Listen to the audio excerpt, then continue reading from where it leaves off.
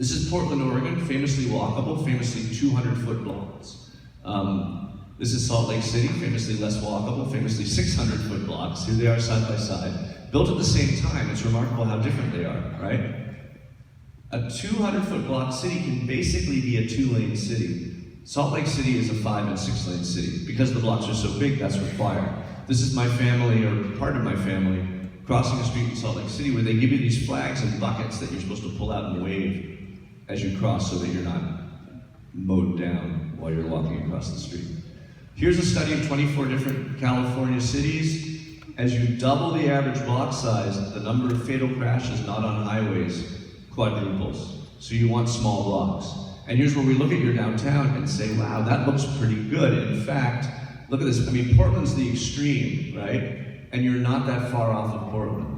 So you've got a good foundation for being very walkable downtown. Go a bit further east and it breaks apart, or I should say it kind of falls apart into larger blocks. These are more like 500-foot blocks. I'm sure this is a less walkable part of your core. But the heart of your city and most of your surrounding suburban areas in town have nice small blocks, and we say, okay, you have good bones. Let's move on. Next. Next issue is, of course, as I implied, the number of lanes. Do you have more lanes than you need in any of your streets? Pretty easy to figure that out. This is Oklahoma City, where Prevention Magazine, in their Best Walking Cities issue, named them about 10 years ago the worst city for pedestrians in the entire country.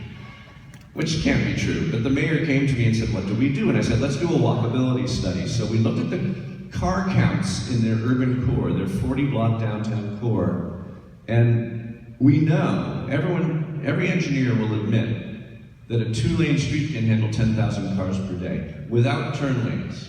2 lanes, 10,000 cars per day. So here were the streets in their downtown core that were all like 4 to 6 lanes. 6,000, 4,000, 5,000, 9,000 cars per day, and they were designated as arterials in their plan, and they were supposed to be rebuilt 4 to 6 lanes wide. 10,000, 8,000, 5,000, etc. So a street like this that could have been 2 lanes was 6 lanes.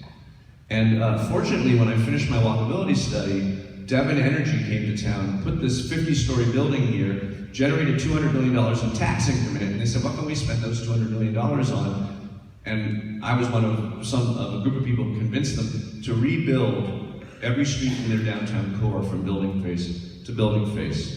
And they did, and my job was to redesign the curb to curb of all those streets. And I was able to double the amount of money. So I made the streets the size that their traffic asked them to be.